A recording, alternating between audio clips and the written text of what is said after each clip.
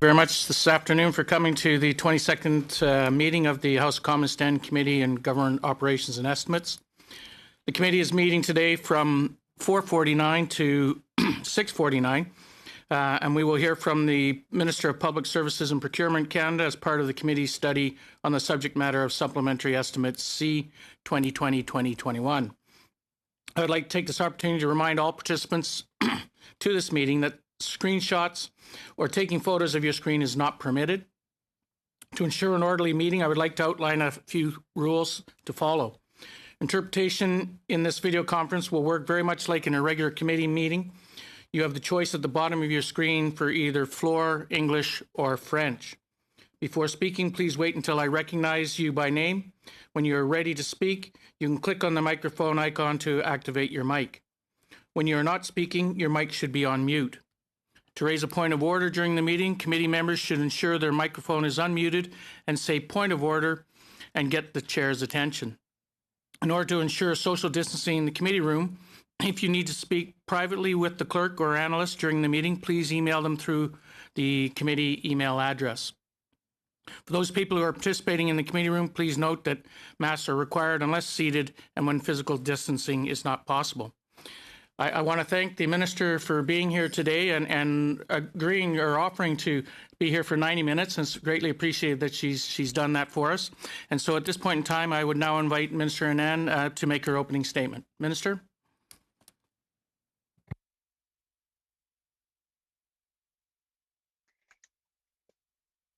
Thank you so much, Mr. Chair. Good afternoon, committee members, Mr. Chair. Before beginning, I would like to take a moment to acknowledge that I'm meeting you from the territory of many First Nations, including the Mississaugas of the Credit, the Anishinaabe, the Chippewa, the Haudenosaunee, and the Wendat peoples.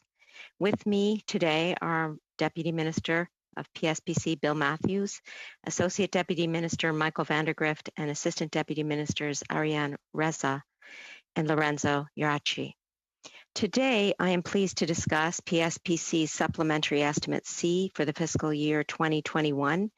But first, allow me to address my department's 2019-2020 Departmental Results Report. Les réalisations que nous avons accomplies au cours de cette... Among our many accomplishments for this fiscal year, we launched 2 Coast Guard vessels and we delivered a 3rd to the Navy. As well, the open and transparent competition to replace Canada's fighter fleet marked an important milestone in 2019 with the release of the formal request for proposal to pre-qualified suppliers. To ensure that public servants are paid accurately and on time, and significant progress has now been made to reduce the backlog of pay transactions as a result of the Phoenix pay system. PSPC's work for the year also supported the government's climate action and sustainability priorities by reducing our operational greenhouse gas emissions by nearly 60% through energy efficiencies in our real property portfolio. Mr. Chair, these are only a handful of our accomplishments. Of course, when the pandemic landed on Canada's shores in early 2020, my department responded quickly to procure services, supplies, and equipment to protect the health and safety of Canadians. Moving to a vaccine update, as this committee well knows, this past year was truly like none other. The loss of precious lives, the deaths of trauma experienced by Canadians, and the damage to the economy wrought by COVID-19 continues to reverberate. But with an ever-increasing supply of vaccines now flowing into this country and more Canadians rolling up their sleeves, we are finally beginning to see a light at the end of the tunnel. My department has pursued a diversified approach to vaccine procurement, and that approach is paying off. Canada is now set to receive 36.5 million doses before Canada Day, and we are continuing to work with vaccine suppliers every day to move up deliveries of doses. By the end of September, all those who are eligible in Canada will have access to a vaccine. However, we know that our extraordinary procurement activities will need to continue. There is more work to be done. Moving to Supplementary Estimate C, c'est pourquoi la plupart des fonds.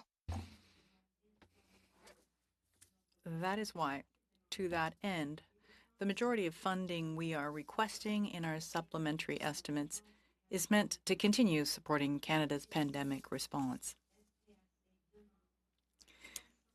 Namely, Public Service and Procurement Canada is requesting to convert $380 million in unused statutory funding into voted appropriations. This will allow us to continue procuring critical goods and services on behalf of the Public Health Agency of Canada and to help with Canada's ongoing response and recovery efforts. SPC quickly mobilized a significant portion of its workforce to focus on COVID. This has left a large gap in the day-to-day operations of the department, which have not slowed during the pandemic. Therefore, we are also seeking $8.2 million to help PSPC handle other critical procurements to support the ongoing operations of government. Beyond pandemic-related activities, we are seeking $6.1 million for additional resources to correct data errors in the federal pension system that were transmitted by the Phoenix Pay system. While the number of incoming data errors has declined recently, a backlog of files has accumulated that requires attention. In addition, we are seeking $9.2 million for accommodation costs for pension administration employees.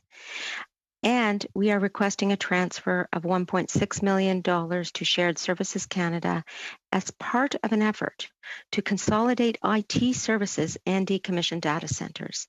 This will save considerable costs in providing data, email, and telecom services for government operations. Monsieur le Président, SPAC. Mr. Chairman, Public Service and Procurement Canada will continue to lead on many other critical initiatives, from maintaining federal buildings to defense procurement and supporting the National Shipbuilding Strategy. That strategy is revitalizing our marine sector and creating jobs for Canadians across the country. D'ailleurs, je tiens. In fact, I want this committee to know that we are applying recommendations from the Auditor General's recent report on the National Shipbuilding Strategy, and we are working with our partners to closely manage shipbuilding progress. Mr. Chair, these are just a few examples of our department's wide-ranging work to support Canadians. The funding requested today will allow us to continue to do our important work for Canadians on many fronts, while continuing to procure vital supplies, vital services that are keeping Canadians safe in this time of crisis. Merci beaucoup. Miigwech. Thank you.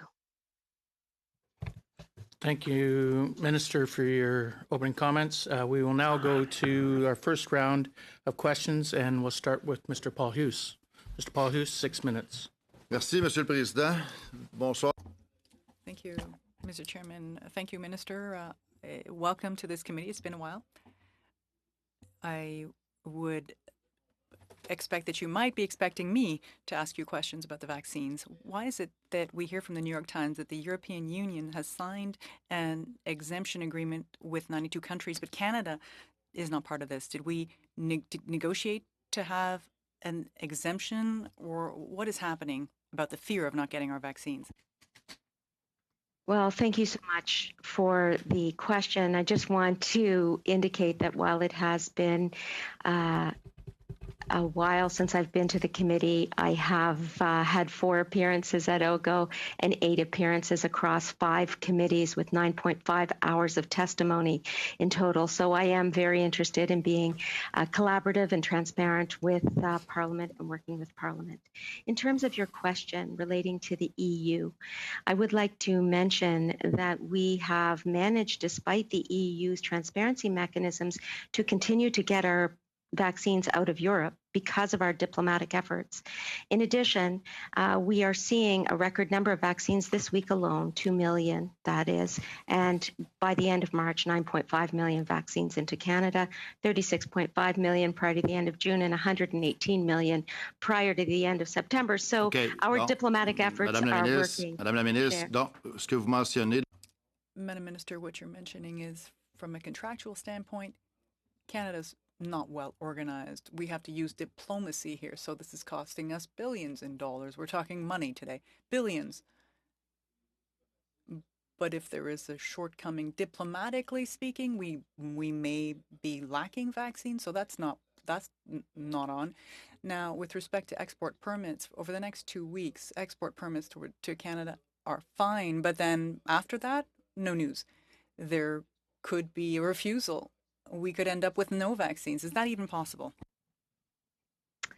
Well, Mr. Chair, I do appreciate the question so that I could reiterate that it is as a result of our diplomatic efforts that we've continued to receive vaccines from Europe into Canada.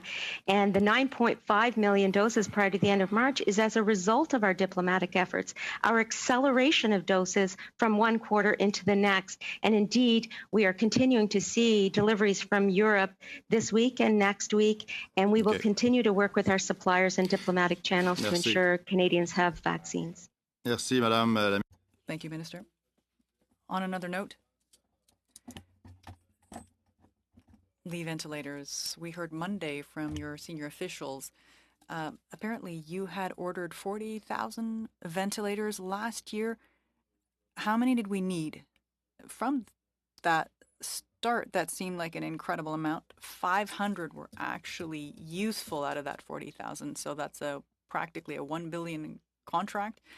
There 25,000 have arrived. We have no choice about that, but there's still 15,000 that are supposed to come. Can we put a stop to that contract? Can we save hundreds of millions of dollars? Is that possible? Well, Mr. Chair, I just want to clarify that I did not order 40,000 ventilators. We at PSPC undertook contracting at the request of both ISED and the Public Health Agency of Canada. As you know, we're the contracting arm of government, and our role is to respond to the requests, certainly during this health crisis, that were coming to us from other government departments. That's exactly what we did. Madame la Ministre, si l'Agence de la Santé...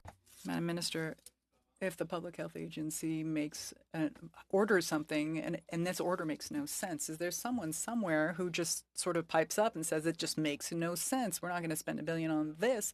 We're not just give money to left, right, and center without a requirement for that. Isn't your department not there to control things and say, listen, that makes no sense? The question remains, can we put a stop to this contract? Now we have ventilators for the next 60 years. Can we do something about this and get this money back, or do we have to give this money to those companies? It's your duty. My duty is to ensure that we are undertaking the contracting process in a continual, responsible way. And when the Public Health Agency of Canada, responding from requests from the provinces and territories, asks us to enter into contracts to serve Canadians during the largest health crisis our country has faced, that's exactly what we undertook to do. We're supporting the Public Health Agency, we're supporting ISED, and making sure that Canadians across the country have the materials, the supplies that they need to combat the pandemic. Donc, il y a personne, Madame la Ministre, avec tout respect. So, with respect, Minister, there is no one among you, your senior officials, no one asking these questions? I mean, you just say yes and you sign the contract and you pay a check. We're talking about so much money that's already been spent. And every time we ask a question, we get the answer, oh, well, we had no choice. and then citizens are going to have to reimburse, $1,000, $2,000 because they receive too much in CERB. And then on the other hand, let's spend billions willy-nilly. I would have had many more questions, Mr. Chairman. Thank you, Minister. Respond to that, Mr. Chair. Do I get to respond Yes, to that? There were some Ms. inaccuracies in the Ms. question. Nan, you have 15 seconds. Well, I would just say that in addition to the Public Health Agency of Canada, the Made in Canada efforts that I said was undertaking to make sure that Canadian businesses were able to stand up domestic supply, whether it was ventilators, masks, or gowns, was a very important part of our government's efforts. And the ventilators and companies that were chosen were as a result of an ISED competition that it launched, and these suppliers were chosen as a result of that competition. And after that competition run by ISED occurred, then PSPC stepped in to support the contracting Thank you, in the Minister. final instance. If you have more to provide, please provide it in writing. I will. We will go to Mr. Weiler for 6 minutes. Thank you, Mr. Chair, and thank you all very much for our witnesses for being here today, but especially thank you to Minister Anand for joining again today. This must be record-setting for the amount of times a minister has appeared before a committee in this amount of time, and of course in a pandemic, no less, when I know you're working around the clock to procure PPE and of course vaccines in the most competitive market imaginable. But I want to switch topics a little bit and start with a very West Coast question. I'm proud to have a C-SPAN shipyard within only a few minutes of my riding, and I have many constituents that work there. And I know they're doing some great work on various projects as part of the National Shipbuilding Strategy, and they're not shy about telling me about that. And we also had the opportunity to see that in person last year. So, Minister, please update us on the NSS, the work that's being done at C-SPAN, and the importance of the shipbuilding industry to our blue economy. Well, thank you so much for the question, Mr. Chair. And I just want to indicate that the National Shipbuilding Strategy is a very important aspect of the work that PSPC does. It's a key component to revitalizing Canada's shipbuilding industry, setting them on the path for further national and international projects in the future. C-SPAN was mentioned in the question, and it's our West Coast partner in the NSS. They're doing great work in relation to our joint support ship project. These ships are essential to our overall naval posture and will ensure that both Canadian ships and those of our allies have access to essential supplies while deployed. I look forward to continuing to engage with the member, with the NSS, with the shipyards, while we move down the road to completion. And in addition, I just want to make sure that all members of the committee recognize that through the NSS, our government is creating good middle-class jobs across the country. And this includes $1.54 billion annually to the economy and over 15,000 jobs per year. Through our fully costed and funded plan and our successful management of the NSS, we are delivering for Canadians, and we will continue to deliver for Canadians, whether it's the shipbuilding strategy, the delivery of PPE, the delivery of vaccines. The list goes on, Mr. Chair. Thank you. Thank you, Minister. Another issue that's especially prominent, it's across the country, money laundering is an issue in Canada, but it's especially prominent in my province of British Columbia, where actually the nature of money laundering that we see there has been given a name. It's called the Vancouver model. A province has launched the Cullen Commission, which has uncovered how, in some cases, we have Chinese capital evading some of the currency export controls through the fentanyl trade to Canada, which is then being laundered through real estate and casinos, which also has not only an impact on fueling the deadly opioid epidemic that we're having in BC, but also raising the price of real estate. And that's why I was very curious to see in Sub C that there is 419,229 that is there under Vote 1 for operating expenditures, which is requested to strengthen Canada's anti-money laundering and anti-terrorist financing regime. So my question to you, Minister, is what specific measures would be implemented with the requested funding, and how will they strengthen Canada's anti-money laundering and anti-terrorist financing regime? Well, thank you again for this question. And as I wrote a number of articles in this area when I was a professor at the University of Toronto, it does give me some great pleasure to respond to it. This funding allows us to establish a dedicated team of forensic accountants to support Canada's anti-money laundering regime, its partners and law enforcement agencies in fighting money laundering and terrorist financing in Canada. And I would also like to invite my deputy minister here to add any items from a departmental standpoint that he thinks are relevant. Thank you, Minister. I'll be very brief on this. You've nailed it on the head. This money allows us to supplement our existing team, forensic accountants. We work very closely with law enforcement agencies and FinTrack, this forensic group, in terms of helping them with their efforts. And this funding will simply allow us to staff up a little bit more. And in fact, we've launched the human resource processes necessary to do this hiring. That's great news. I think I only have about a minute, so maybe my last question, I'll try to get to it quickly here. Minister, in your opening, you mentioned that PSBC's work has led to reduction in GHG emissions by 60% for the real property portfolio. And I was wondering if you could just explain how you've been able, or how the ministry's been able to accomplish that. Well, I'm really glad you asked this question also, because part of my mandate letter and part of what we are trying to do in our real property portfolio is to ensure that the systems, the electrical systems, the HVAC systems in the builds, the renovations, the new builds that we are undertaking in real property and our very large portfolio is actually green. The Arthur Meehan building in Toronto is an excellent example of the way in which we have been able to ensure that a contracting process, including the subcontracting process to some extent, has green portfolio acumen in it.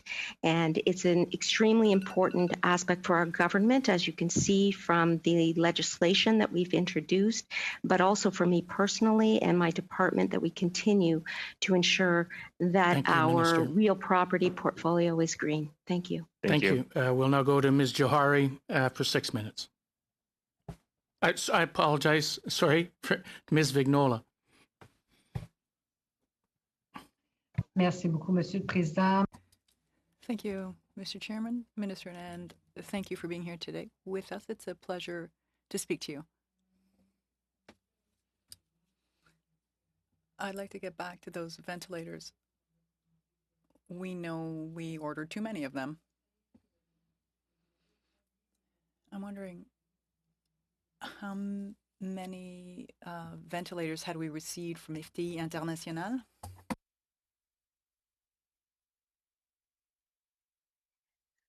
Thank you so much for the question. I would just clarify that at the beginning of the pandemic, it wasn't clear how many ventilators would be necessary to prepare for any eventuality, to respond to the pandemic. And so these contracts were put in place about a year ago, prior to the information coming forward, which we may know now, and which I guess leads to your question. In addition, on the numbers, we have received over 27,000 ventilators, and for the precise number of FTI, I will hand it to Bill Matthews. Merci, Madame la Ministre, pour... Thank you, Minister, for giving me the floor. Mr. Chairman, the answer as to FTI is 10,000. We received 10,000 of them, but I'm not sure whether we've looked at the quality of these ventilators individually, but we received 10,000 of them. And what if we have to return the excess ventilators? Do we get reimbursed for those amounts at the end of the day for those that have not been used and have been returned? Merci beaucoup pour la question. Thank you for the question. Nous sommes engagés avec les fournisseurs. We have a commitment with the manufacturers. de Minister, it's yes or no? 1000 de ventilateurs. Minister saying we have received over 27,000 ventilators. My question is, what if we are to return them or not use them? Will we be reimbursed for that? The important point to note is that we had contracts with these ventilator companies, and we have received a significant portion of the ventilators. We are continuing discussions with them with regards to the items that we have not received as of yet. Donc, les paiements ont été faits. So payments have been made. Will we get a refund if we do not receive these ventilators? We will make sure that we are ensuring that we are not paying for items that we are not receiving. But I will say that these are contracts that were executed last year and at the request of ISED and the Public Health Agency of Canada.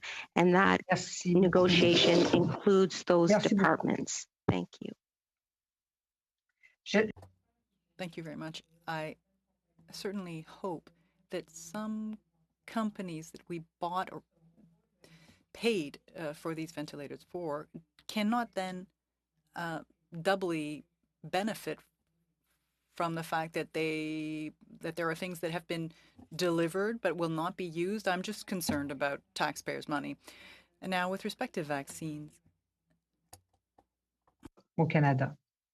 What is the average cost of vaccines in Canada? That was inaudible to the interpreter for a bit.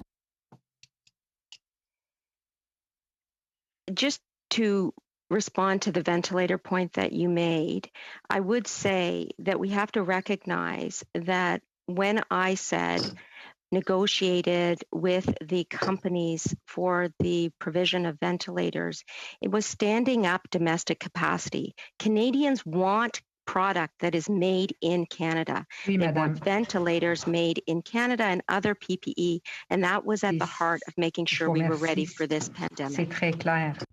That's very clear. All of that is very clear. I just certainly hope that we will not be doubling up on payments. Not so much that, but that our taxpayers will not be had by a company that sells ventilators to Canada, then gets those ventilators back and then manages to sell them somewhere else. That's all I'm saying. I understand, and I want to assure this committee and through you, the House of Commons, that I do have the Canadian taxpayers' interests at heart when I am doing my job. I am very, very concerned with that issue myself. Merci. The average price of vaccines, please?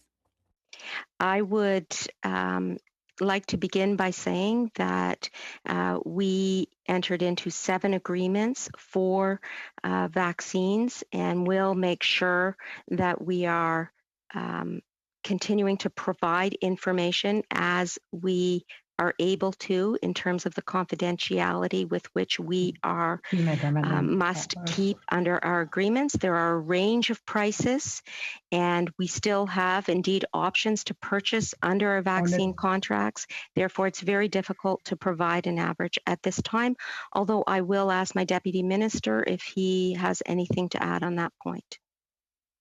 Merci. Thank you, Mr. Chairman.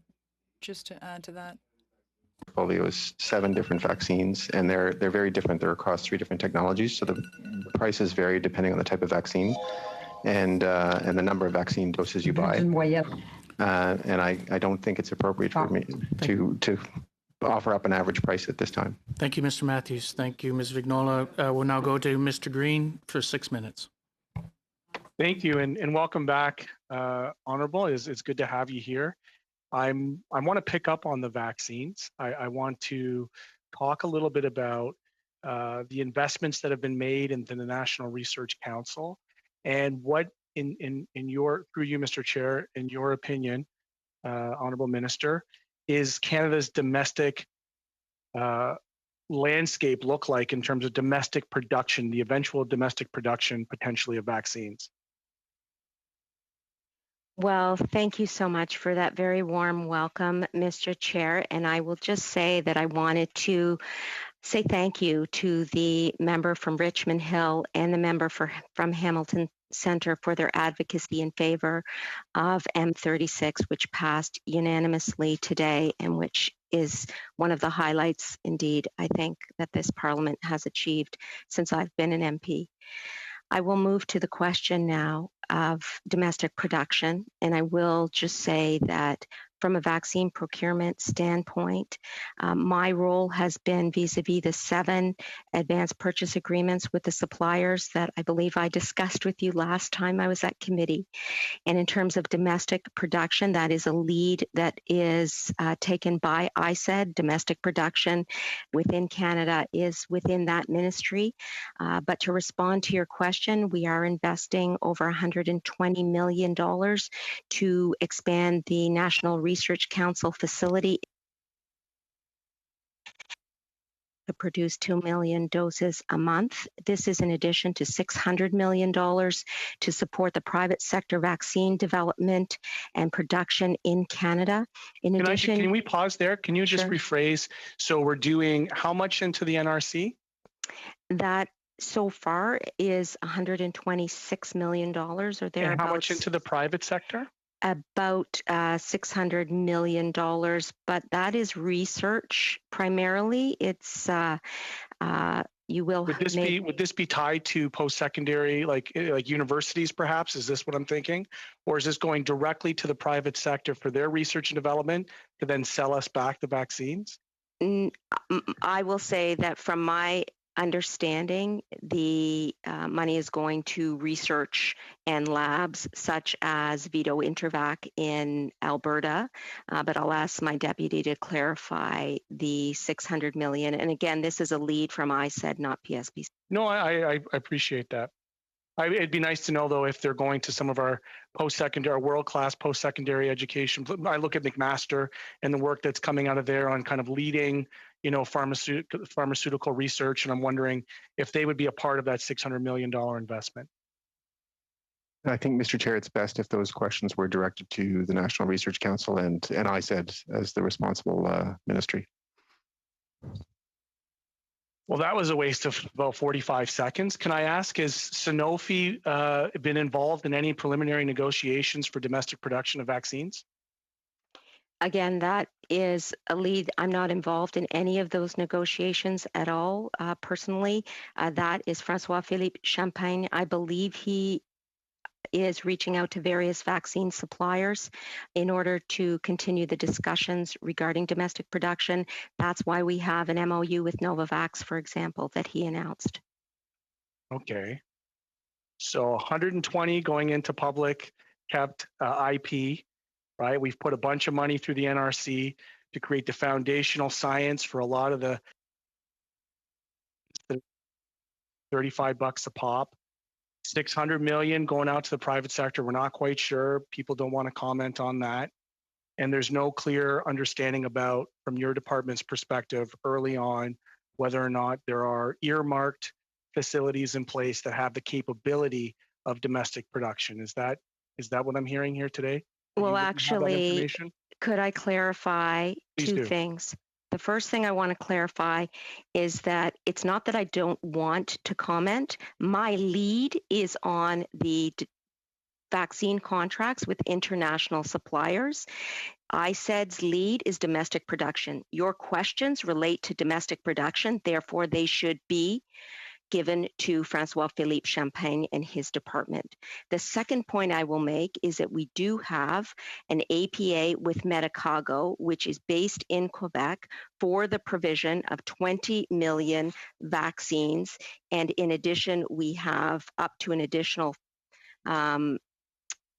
56 million options with OGGO. That was a contract that we worked on with ICED and the department. Would you care at this point in time to kind of re-establish the difference between a sale and an option? Because you'll recall Minister, that we had a lengthy discussion. You assured us that we'd be front of line. Turned out not to be the case. Many of the options that were in this world-class diversity of portfolio of vaccines didn't materialize until there was diplomatic interventions, which you've touted here today.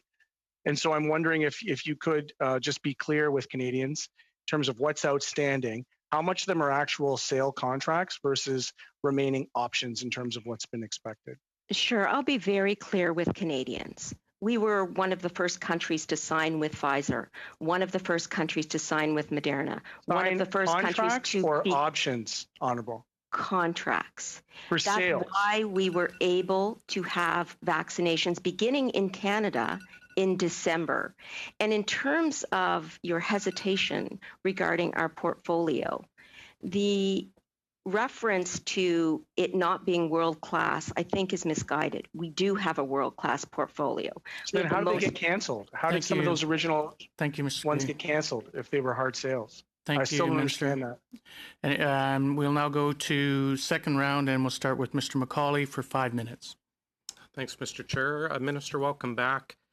You've obviously saw the New York Times article about the EU emergency legislation to prevent exports for a 6 weeks period. How is that going to affect us, please? Well, thank you for the welcome back, and thank you for the question.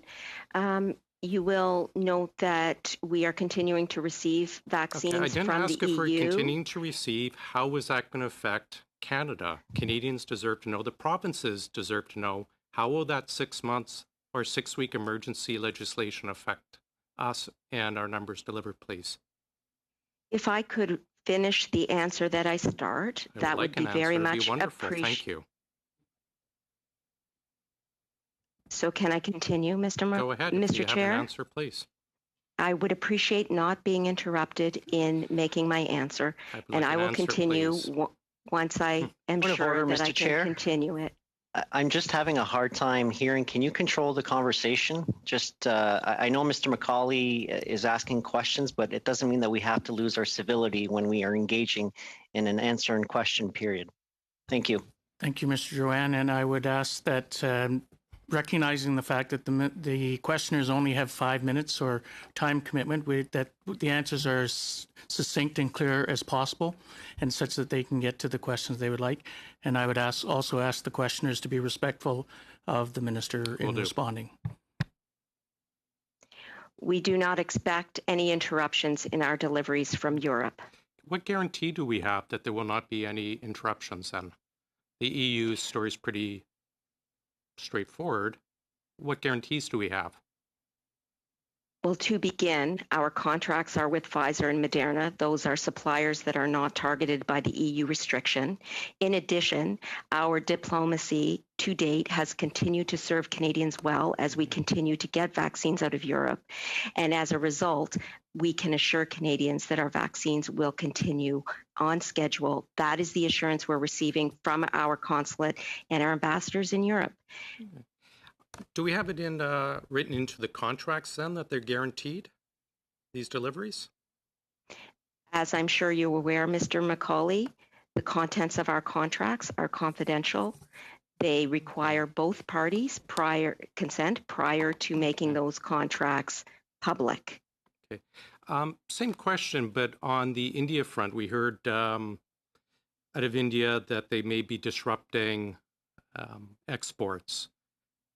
What assurances we're going to have that we will still get these vaccines, please? Well, I appreciate the question. We have 1.5 million doses remaining in our contract with the Serum Institute.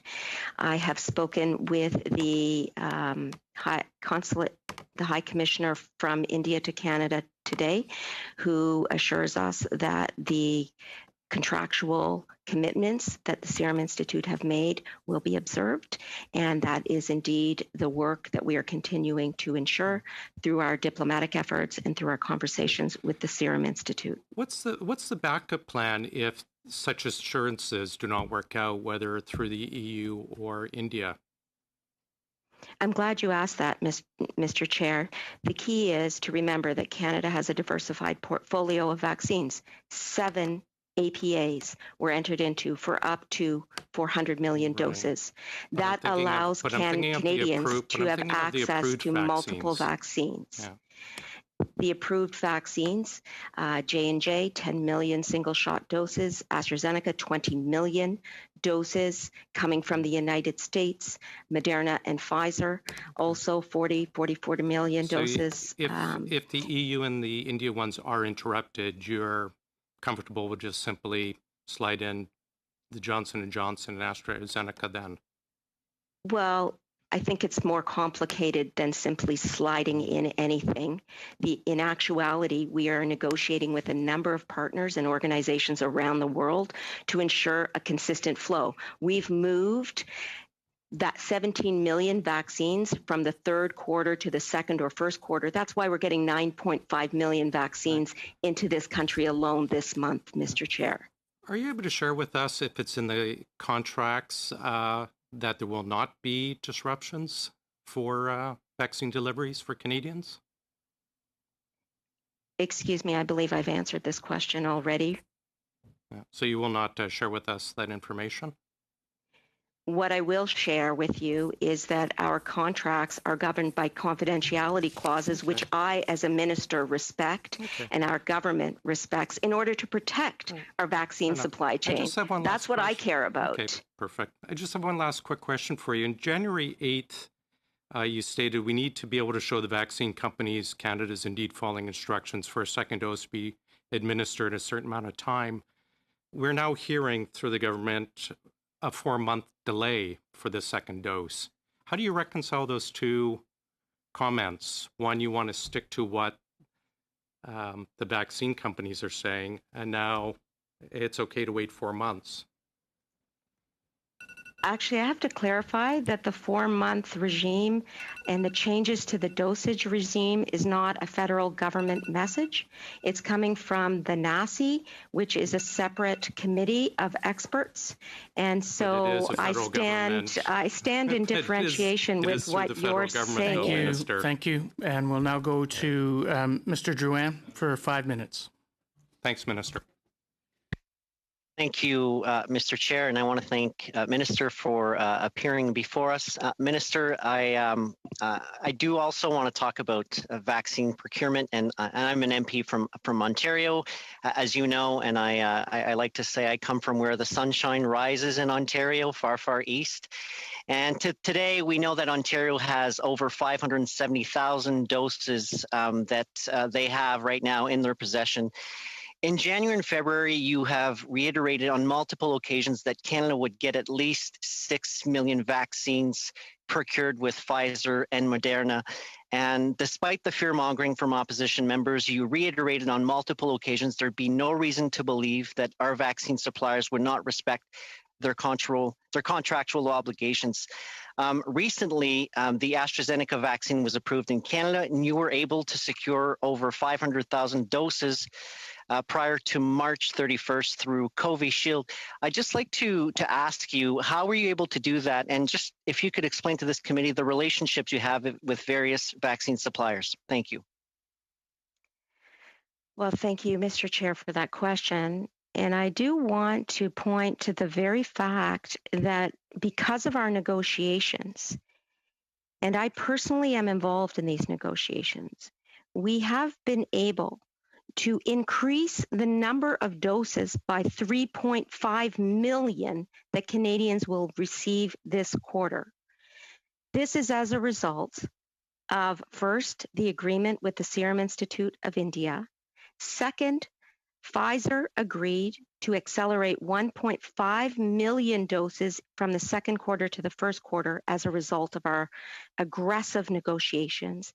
And third, we have negotiated with the U.S. government for the delivery of 1.5 million AstraZeneca doses, which should arrive very shortly into Canada. How do we do that? Because we are aggressive at the table. We want to make sure that we have earlier and earlier doses for Canadians.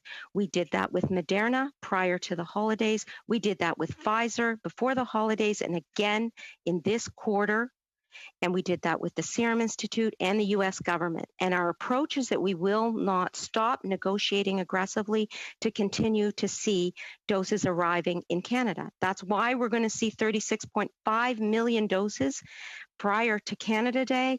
That's why we're going to see 118 million doses of approved suppliers alone prior to the end of September. And we have another vaccine in rolling review with Health Canada, that's Novavax. And so all in all, Mr. Chair, our diversified portfolio of vaccines continues to serve Canadians well. We did not bank on one vaccine alone. We put our eggs in multiple baskets, contrary to what the opposition continually says. We did not bank on any one vaccine from any one country, but rather diversified our approach and can continue to serve Canadians with vaccines coming from multiple countries and multiple locations and multiple suppliers. Mr. Chair, thank you. Thank you, Minister. And again, I want to ask, because I keep hearing this often, sometimes on the news, that Canada does not have a diversified portfolio. For this committee, can you repeat the multiple contracts that we have engaged with the various vaccine suppliers? Well, thank you so much. It really is my privilege to be able to do this because these contracts and the continual negotiations that we are undertaking every single day needs to be mentioned. In addition, I will specify that we have a contract with Moderna for 44 million doses, a contract with Pfizer for 40 million doses, a contract with J&J for 10 million doses.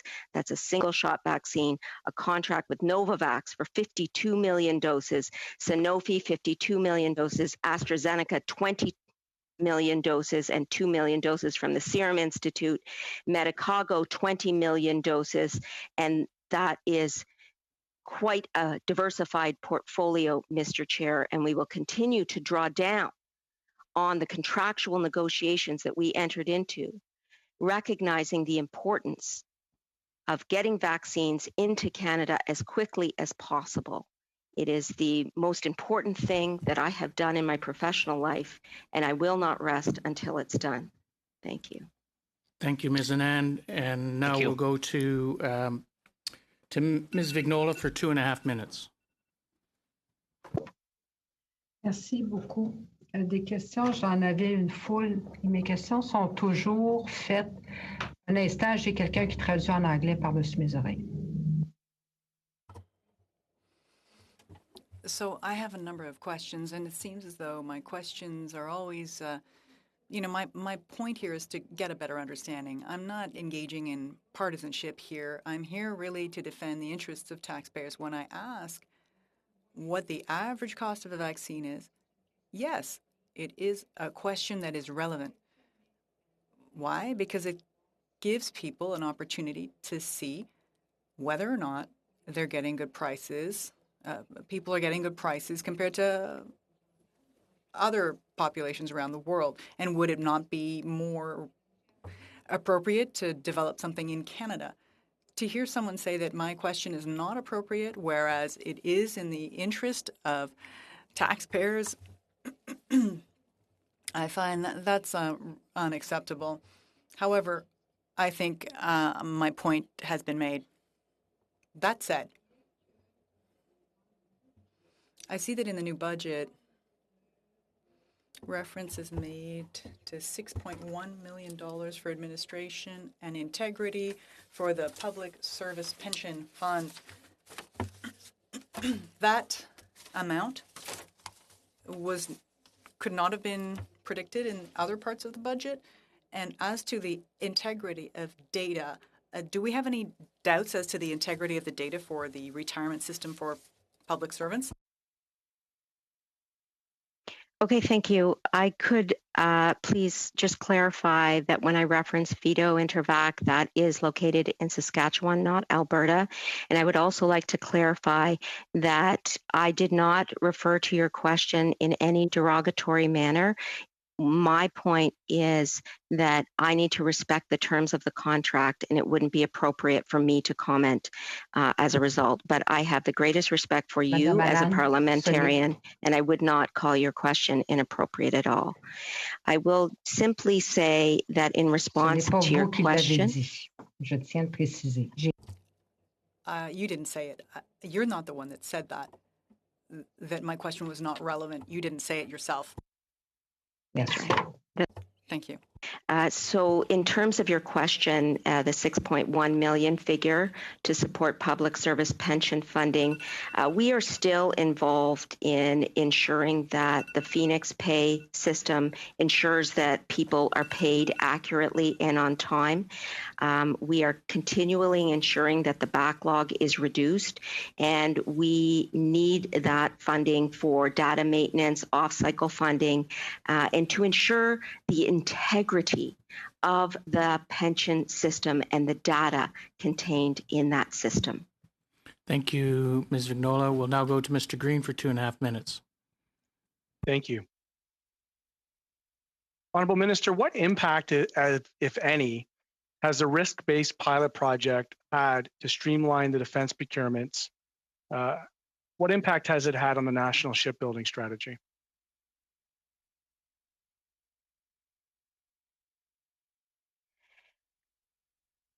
Well, let me be clear that under our government, we are actually seeing ships coming in to the water under the national shipbuilding strategy. So that's the first point we got to remember. Ships are getting in the water as a result of our management of the NSS. In addition, the NSS has been able to benefit from the work that the shipyards have done over the years. So the risk-based approach that our team puts in place, it's not just as a general matter. It's on every single contract negotiation we entered into. Perfect. Let's talk about that, because the Surface Combat Ship Program has gone from $26 billion to almost $80 billion. And I'm wondering what responsibility you will take as the minister involved in this procurement for 15 Type 26 ships, closing in on $80 billion with more, including delays. How are you going to get that under control? Well, thank you for the question. And I want to start off by saying your question and the PBO's report is very important to us in terms of ensuring that we remain accountable to the Canadian taxpayer and to Parliament. It's extremely important to me. Can I ask, which estimate do you take into your risk analysis? The parliamentary budget officers or the Ministry of National Defence? Well, I will simply say that the Parliamentary Budget Office amount is the amount that we are cognizant of, that we are following, and I will ask my Deputy Minister to emphasize any points I've left out. Thank you, Mr. Chair. I think a couple of points to raise. Number one, the risk-based approach results in less trips to Treasury Board where warranted, so it does make efficiencies inside government. I think on the second part of the question related to the parliamentary budget officer's numbers, these are projections. There's always room for difference of opinions in terms of future costs and a long-term project.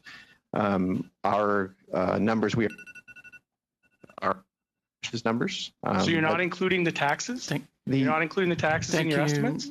Thank you, Mr. Matthews. That's how you guys are doing procurement? Thank you, Mr. Green. We'll now go to Ms. Harder for 5 minutes. Perfect. Minister, earlier today in question period, the Prime Minister said, and I quote, "We are concerned with the new reports coming out of the EU," end quote.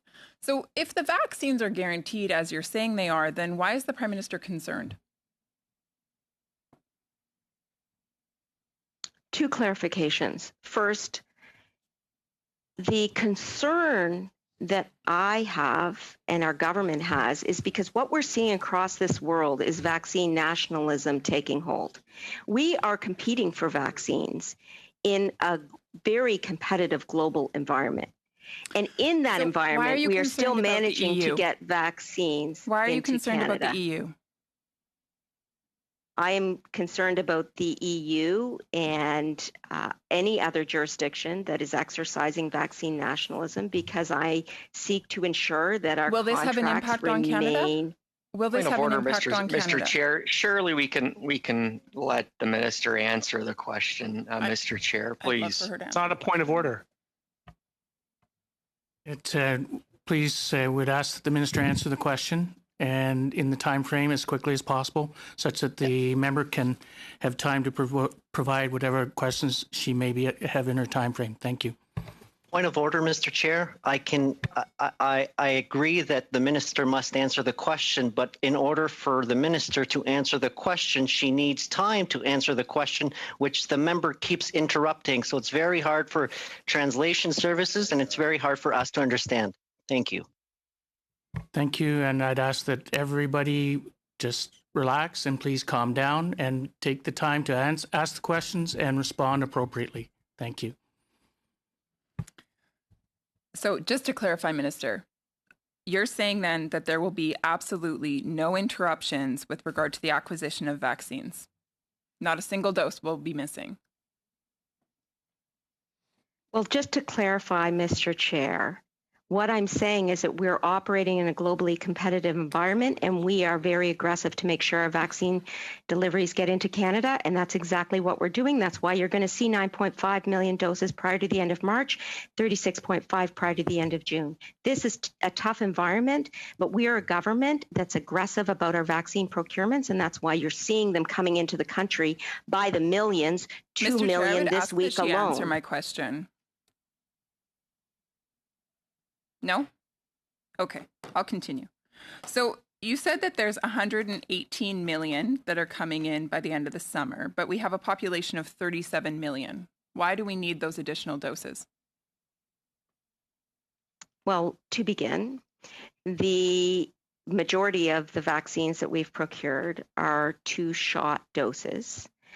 So that is necessary to ensure that we have 2 shots per Canadian. We still have an extra 40 million.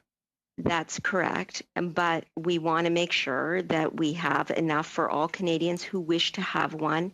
And if we have extra doses, we will share them with the developing world. So our commitment is to ensure that we are sharing doses that are not needed by Canadians. And that is part of the commitment that Prime Minister has made as well. Earlier, you said that we have, and I quote, a world-class portfolio. So if the portfolio is world-class, then why are we currently 60th in the world for vaccine acquisition? Vaccine acquisition? For vaccine acquisition and rollout, we're currently 60th out of the entire world. Well, I think let's be clear. It is interesting to me that you are using that particular stat. Could I ask what the author of that chart or stat is that you are referring to? I don't have it in front of me. Where would you think we rank, Minister? Well, I would wonder what stat you're using, because very much of this determines on the size of the country, the size of the population, the type of jurisdiction. Are there provincial governments? It really doesn't actually, because it's based on per capita. And it also depends on the type of vaccine that is being procured and the availability of that vaccine. So, for example, Minister, are you proud of the fact that we're 60th? Well, I don't acknowledge that we are 60th because you haven't shown me any documentation to prove that that's the case. Minister, you haven't presented me with an alternative. Where would you rank us? It's not a conditional point. What I'm saying is that what sources would you like to look at, and what ranking would you offer based on those sources? I will provide that to the committee if that is the direction that the member would like to travel. I just asked the question and you weren't able to answer it. But what I can say is this. I can say that if we're 60th, but yet you as the minister who's responsible for this portfolio, you're saying that we have a world-class portfolio. So clearly us being ranked 60th cannot be the problem of with the portfolio. So the problem then must be with the one who is responsible for the portfolio. Would you agree? Oh, I do appreciate this very interesting question.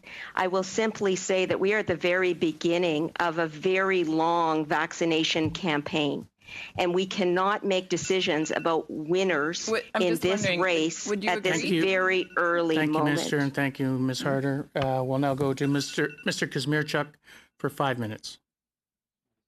Well, thank you very much, Mr. Chair and Minister. I really appreciate you joining us here today, and I just want to recognize the, well, frankly, incredible work that you and your department have done in the face of unprecedented circumstances. You know, the level of coordination and cooperation that was required across all levels of government is simply incredible in this unprecedented environment. I want to focus on the issue of personal protective equipment. I know that in my riding of Windsor-Tecumseh, and an excellent example of Canadian industry stepping forward to retool and respond to the pressing need is Harbour Technologies. Their contributions have saved lives, and I'm proud of their contributions to health and welfare of the provinces. Minister, the opposition have raised concerns about our PPE procurement and whether you did enough to engage Canadian industry. Minister, can you outline your PPE procurement strategy and what steps you took to ensure that Canadian suppliers were fully part of the process? Well, thank you so much, Mr. Chair, for that question. And if I could just complete my response to the last question, which I wasn't able to do, I would like to say that the number that matters the most is the number of Canadians that are vaccinated. And that number is increasing by the hundreds of thousands every single day. And over the course of time, as the millions of vaccines come into this country, we will continue to see our Canadian population vaccinated. It's important to recognize that Canada is competing in a global environment, and we are still able to get vaccines into this country and into the arms of Canadians. Now, on to your question, Mr. Chair. The procurement of PPE was the first mountain that we climbed at PSPC in this pandemic. We procured over 2.7 billion items of PPE, and over 1.5 billion items have been received to date. We have contracts in place for face shields, for gloves, for gowns, for hand sanitizer, for N95s, for non-medical masks, for cloth masks, for surgical masks, for ventilators. And what we have done in this process of procurement is to ensure that we have domestic capacity in place, just like Harbour, the company you mentioned, Mr. Chair. It's important to note that over 40% of our contracts by dollar value are with Canadian companies. So while we procured from a multiplicity of sources, we ensured that Canada would never again be in the situation that it was in at the beginning of this pandemic. In addition, this time last year, there were no N95 Canadian-made masks in this country. Now, a company, Medicom in Quebec, has produced 10 million N95 masks. The 3M plant in Brockville that we entered into a contract with the province of Ontario is up and running with masks being produced. And finally, Mr. Chair, if I could go back to the question that I was asked regarding rankings. I like to speak in facts. I like to speak in hard facts. And I like to provide the documents to my colleagues before I cite numbers from them. And I will do that by saying that we are 12th in the OECD in total doses administered. And that, Mr. Chair, is a far cry from 60th. Thank you.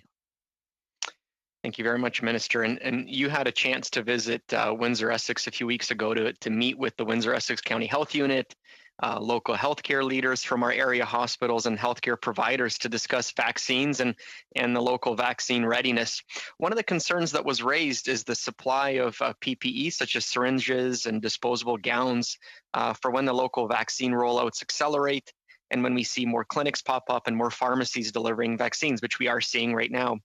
Can you speak a little bit to our readiness in terms of PPE supply for the big vaccine rollout, and also perhaps maybe mention the role that the Essential Services Contingency Reserve plays potentially in that?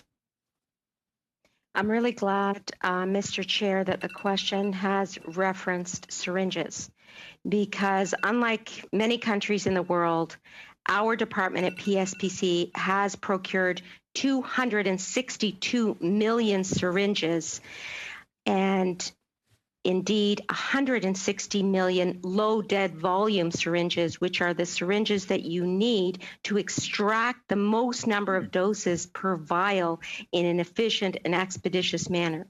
We have 12 million of those syringes in Canada already, Mr. Chair, and being delivered out to the provinces and territories. Thank you, Minister. And that's what we've... Thank you, Minister. I appreciate that. I hate to cut you off there, but due to time constraints. But if you can provide us with further information on that, it would be appreciated. Thank you. I appreciate your latitude, Mr. Chair, by the way. Thank you so much. Sorry, we'll now go to Mr. Paul Hoos for 6 minutes. Merci, Monsieur le Président. Thank you, Chairman. Welcome again, Minister. I found $375 million in savings potentially. That's the equivalent of taxes paid by 25,000 middle-income Canadians. That's the equivalent of the 15,000 ventilators that are not going to be useful. Are you going to do everything in your power to cancel that amount of ventilators, that number of ventilators, and what will you do?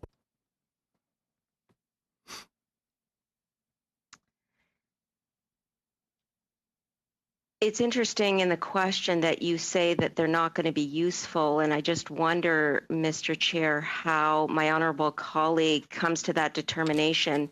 At PSBC, I'm simply continuing to execute requests that are given to me and my department from the Public Health Agency of Canada. Je peux vous répondre, Madame la Ministre, rapidement. Quickly, Minister, I can say that there were 400 ventilators from the National Reserve that already existed. There were 500 of the new ventilators that were built. So we're looking at 25,000 that are that are useless. They may be useful in the future, but it's far too many. Those 15,000 that haven't been built yet, couldn't we save 25,000 Canadians, taxpayers, the equivalent of what they'd pay in taxes in a year? Now the contracts for vaccines. In the update in November, the financial update, your colleague said there were $14.3 billion being earmarked for vaccines and therapeutics, $1.3 million for COVAX, $2 billion to pay for vaccines for Canadians, 2 doses per person. That's $2 billion. Now, $11 billion, we really don't know where that amount is going. My question is this. All of those supplies of vaccines that are reserved, those hundreds of thousands of millions of doses, do we have to pay companies even if we don't need them? Yes or no? We paid a down payment to the vaccine suppliers for the provision of vaccines. If we do not receive vaccines or we do not exercise options, we do not pay the full amount of the contract.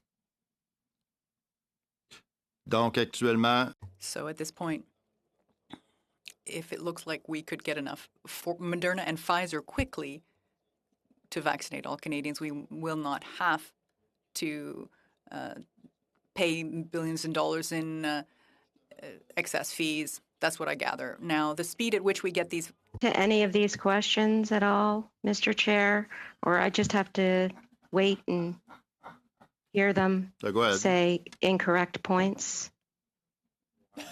It was an affirmation on my side, not a question. Question, Minister. Actuellement, currently, you're announcing, the Prime Minister is announcing there will be 1 vaccine per Canadian by July 1st. So on July 1st, no Canadian will be vaccinated because it takes 2 really shots to be vaccinated, fully vaccinated. So before we get out of this pandemic, how long will it take? Are we looking at September 30th or are we looking at December? Because at the speed at which we're going at now, the rate of vaccination now, clearly we won't be before the end of the year. Is that correct? Mr. Chair, the reason why I wanted a moment is because the honorable member is presenting a number of hypotheticals to me as though I would have the answers to hypothetical situations that he is pointing out, including whether we would utilize only Pfizer and Moderna depending on where we're at in September. I am the procurement minister. I'm procuring vaccines, and I'll continue to do that until every Canadian has access to a vaccine. Thank you. Je comprends votre I understand your answer, but my question is this. Do we expect we will be vaccinated, fully vaccinated, if that requires 2 shots based on your agreements? I'm wondering if that means we'll get there by the end of December or if it can be done quicker. Anyhow, on another note, the shipbuilding strategy is the Davie shipyard in the Quebec region. Will it be admitted? So it's the end of March. We have no news as to that. Can you tell us what's up with that?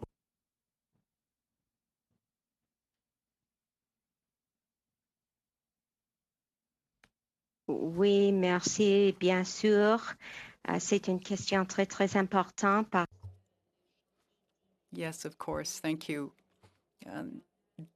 The Davie Shipyard is an excellent partner that has worked very hard to work with our government to gain results for Canadians. First off, the process is ongoing, and we expect we will be making a decision in the fall. We're continuing to work in cooperation with Davie. Even recently, the Davie Shipyard has asked and received an extension for the application process. We are looking forward to examining its proposal. Last question. The polar icebreaker, are you going to be granting that contract? Because, we're talking about national security. It's urgent. We're depending on our American colleagues now. What about that contract? What will it be granted soon? Merci beaucoup. Thank you very much. As you know, all Canadian shipyards have been able to answer the request for information that ended in March 2020. We are considering the responses. At this point, no decision has been made. Minister, and now we'll go to Mr. Weiler for 6 minutes. I believe, Mr. Chair, that's me, Maji Johari. I apologize. I was looking at the earlier list. It's to Mr. Johari for 6 minutes. Thank you, Mr. Chair. And once again, I'd like to also thank the Minister and the Department, not only for appearing once again in front of us, but also the amazing work that you've been doing. Minister, my colleague, MP Douin, focused on the first quarter, where I want to, and as far as vaccine procurement is done and the great work you've done, just for the sake of Canadians, so many of them are looking and simplifying and making sure that you have an opportunity to be able to put the message to the Canadians. Can you share with us what was our plan for Q2 and Q3, and what efforts have you done to be able to increase those numbers, and what our situation is right now for Q2 and Q3. So the initial estimates that you provided with now the updated estimate and the effort that you and your department has put in, whether it's through diplomatic effort or direct conversation that you've had with the manufacturers. Well, thank you so much for this question, Mr. Chair. And I will simply say that we are leaving no stone unturned in this race for vaccines for Canadians. As you can see, and as I've mentioned, we were able to accelerate 3.5 million doses from later quarters into this quarter to accelerate the pace of vaccinations for Canadians. In addition, we've moved up 17 million additional doses from Q3 to Q2 or Q1 to ensure that 36.5 million Canadians will be inoculated should they want a vaccine prior to the end of June, and then 118 million prior to the end of September. And that's just from approved suppliers alone. We are continuing to ensure that the vaccine suppliers and other organizations such as the Serum Institute of India, as well as governments, including the United States government, with whom we negotiated successfully for 1.5 million doses of AstraZeneca arriving very shortly, are keenly aware that Canada is willing and able and aggressively looking for the acceleration of doses on a day-by-day or week-by-week basis. That's why, Mr. Chair, I am continually in touch with our suppliers, not just weekly, but daily, to ensure that we have the earliest possible delivery of vaccines into this country. That's why, despite vaccine nationalism that we are seeing throughout this world, Canada has continued to receive shipments of vaccines from Europe, from India, because of the commitment we have every single day to ensure that vaccines are arriving on this country's soil, and it's a task that we will not stop at until it is accomplished. Thank you, Minister. So you didn't get a chance to respond to the supplies that your department is also procuring in support of the vaccinations, such as the needles. So can you kind of start again going through the effort that your department and you're putting into making sure not only we have the vaccine, but we also have the support for it, such as needles and the gowns and others that we need? I certainly will. I want to start by saying that early on in the pandemic, we were heavily criticized by the opposition for not having testing and rapid testing kits available. Yet, Mr. Chair, we procured 40.5 million rapid tests. We delivered over 20 million of those rapid tests to the provinces alone. And we are continuing to engage in procurements of rapid tests. That's just an example, Mr. Chair, of what we are doing to support Canadians in this pandemic. Whether it's rapid tests or syringes, alcohol swabs, sharps containers, gauze, vials, deep refrigerators, ultra deep refrigerators, we have been procuring a continual supply of items to support the provinces and territories in their response to this pandemic. Okay, thank you, Mr. I only got about a minute left, and I really want to talk about the $200 million that you mentioned in your opening remarks in the supplementary estimate C that's been transferred to voted one. Can you expand why that took place, and what are you planning to use that for, and how's that going to support the provinces and us as Canadians to make sure we're in a safe place? So I assume, Mr. Chair, that the member is referring to the $380 million in unspent funding. Is that correct? Yes, Madam. Yes, Minister. Have continued to support the provinces and territories with the purchase of supplies. We will continue to purchase all of those supplies I just mentioned and any others that come up on a rapid state of affairs. So, for example, with those low dead volume syringes, we needed to move very quickly to compete in this global environment. We were able. Thank you, Mr. Chair. Thank you, Ms. Anand, and thank you, Mr. Johari. We'll now go to Ms. Vignola for 6 minutes. Merci, Monsieur le Président. Thank you, Mr. Chairman. Madam Anand, Ms. Anand, in supplementary supplementary estimates C, there's the administration costs relating to accommodations for employees that are responsible for the public service pension plan. And that is in addition to what was in supplementary Bs. Was that amount not predictable? Because generally accommodation costs would be related to a lease agreement you would have at some point that you would have signed. Why such a sharp increase under the supplementary Bs? Mr. Chair, I'm not sure if you can hear me, but my screen is going blank here. Can you hear me? Oui, on vous entend. Sorry, if Ms. Vignal just will pause for a second and just want to check, Minister, that everything's correct. Yeah, I'm having trouble with my connection, but if you can hear me, hopefully it will come back online. Okay. I think everyone's frozen on my screen, so okay. I'll just keep going. Or? You are frozen on ours, but we can hear you quite clearly. So I believe if that's okay, we will. If you can continue to answer, we'll continue on with the questioning. Thank you. Okay. Just to respond to the member's question, I believe is she referring to the $9.2 million or the $1.4 million relating to office accommodations?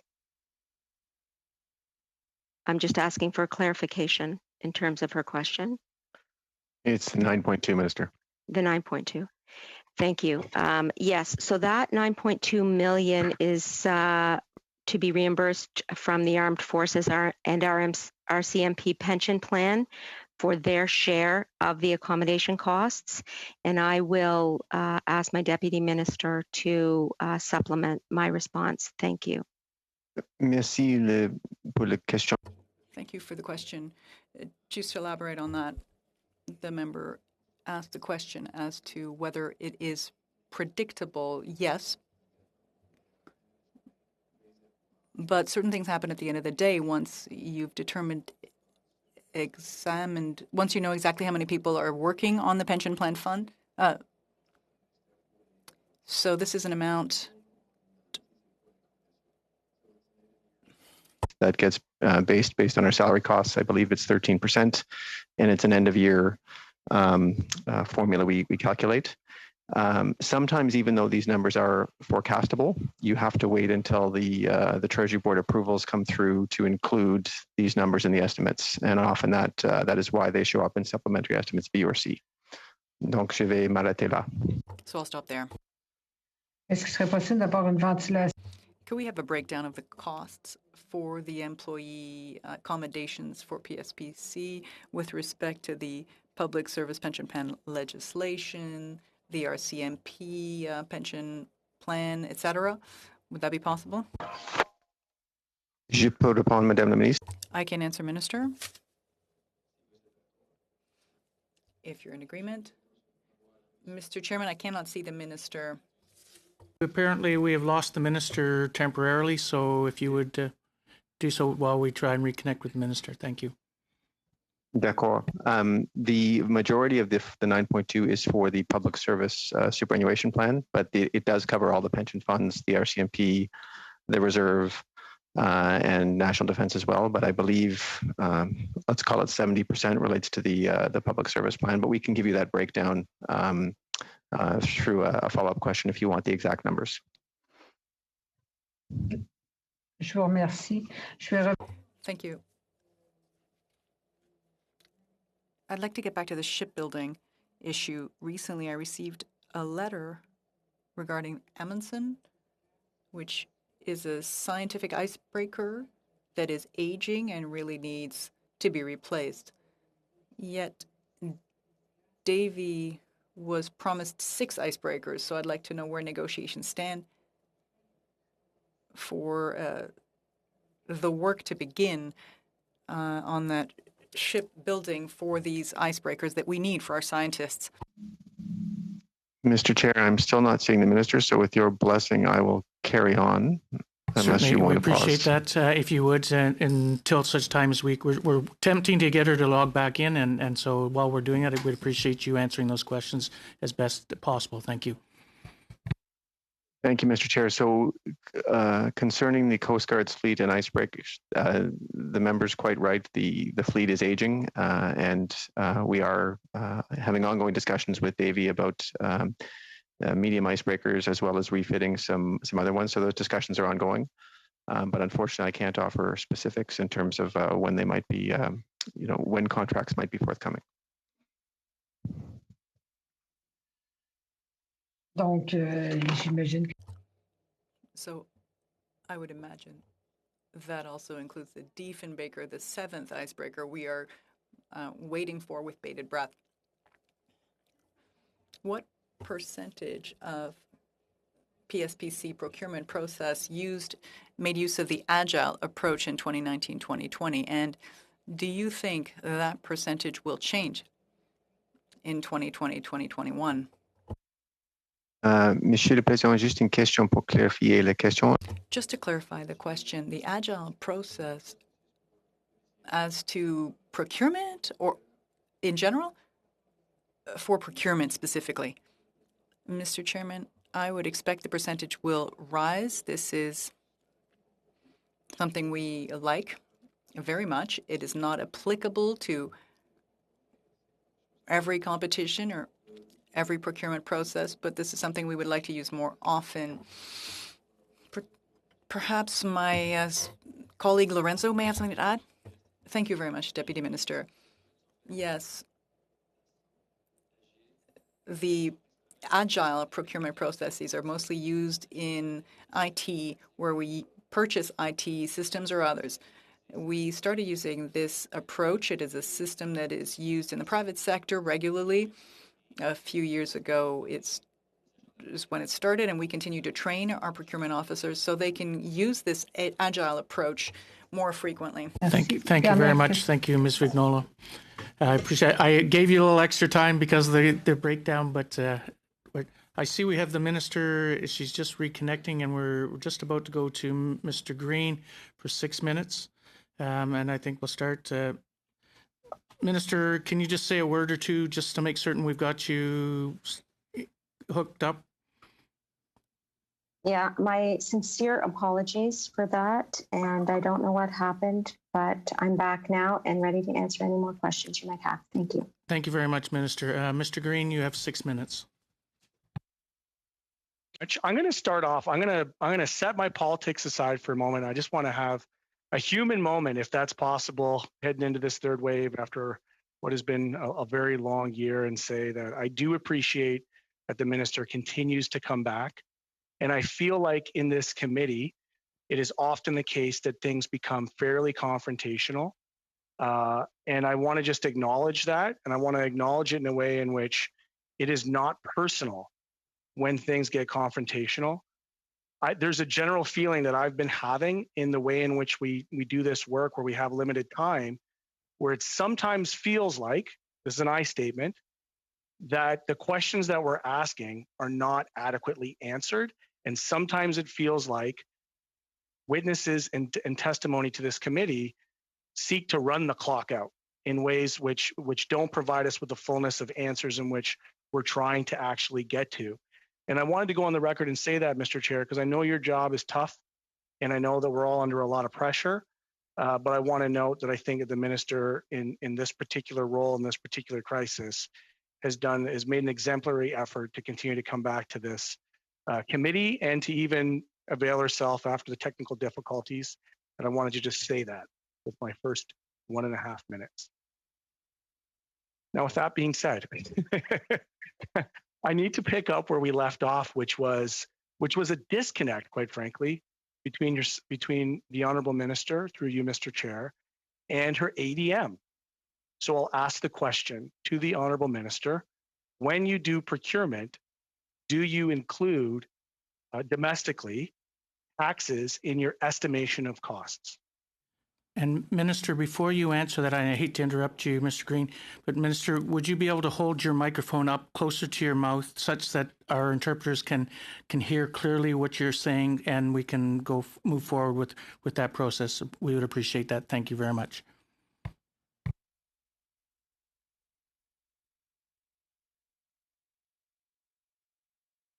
You're on mute right now, Minister.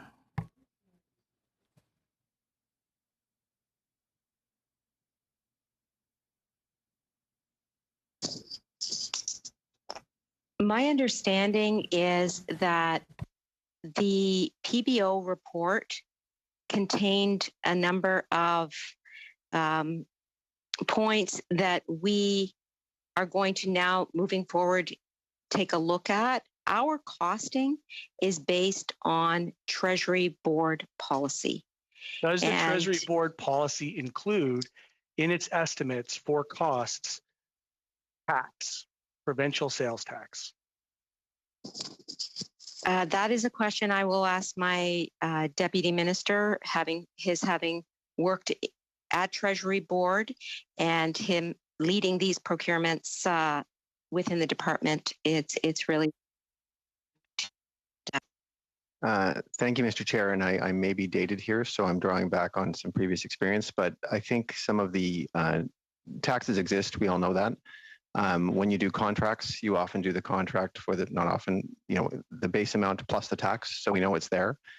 And I think for some reason, some of the confusion is because when departments are figuring out what vote to charge, the taxes are actually charged off to a different vote. So I think that's there's no confusion through you, Mr. Chair. I've had the members from Department of National Defense before us, and we've had the parliamentary budget officer before us to talk about this stuff. And they're not including the tax. That is what the PBO's report says, is that there's a material non-disclosure in the estimates that is, $10 billion, almost $20 billion difference, 30 almost, in some of the cost estimates, of which some of them are including tax. We had the minister suggest, and I think quite rightly, that she was taking the parliamentary budget officer's estimate into account. And yet when you took the answer, sir, through you, Mr. Chair, you said that was not the case, that you were going to go with the Department of National Defense. This is material. So we're talking about line items. But on the surface combat shipbuilding program that started off at $26 billion, we're now looking at down the barrel of $82 billion. Capital Big B, in all the pressures that we have here across services and investments in Canadians, that we're going to spend $82 billion on warships in the middle of COVID, a program that could be, as identified by the PBO, sought for $26 billion or such. I recognize the investments in local industry, but I mean, for that much, we should have a nationalized manufacturing section. Like that's enough for us to build our own ships at that point. So I'm wondering, why does the Irvin family and others get this kind of blank check for $80 billion? And so I'll put that back to you. If the PBO is right and that cost goes to $80 billion, who is responsible? Your department or the Department of National Defense? Well, I'll start by saying that I want to take your point that we do need to ensure very keen oversight of this build. We need to make sure that we are spending appropriately. We need to be very conscientious about Canadian taxpayer money. And in particular, on the point about taxes, because that is a very important and fair question, I'm going to ask the CFO of our department to come back to you with some specific information rather than continuing to provide the same answer that I have. Thank you for that. I appreciate that. Thank you, Minister. And Minister, we appreciate the fact that you've come back with us and you're sticking with us. And so hopefully you can stay with us a little bit longer.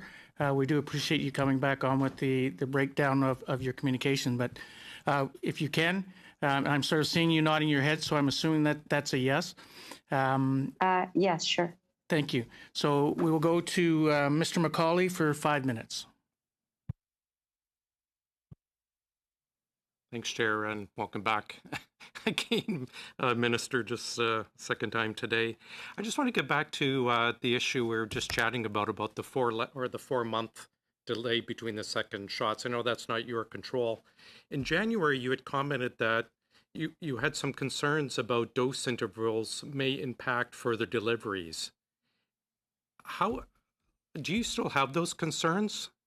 And I realize you're not the one in charge of making a decision about 4-month wait, but do you still have those concerns that such a long wait will impact Moderna and Pfizer deliveries?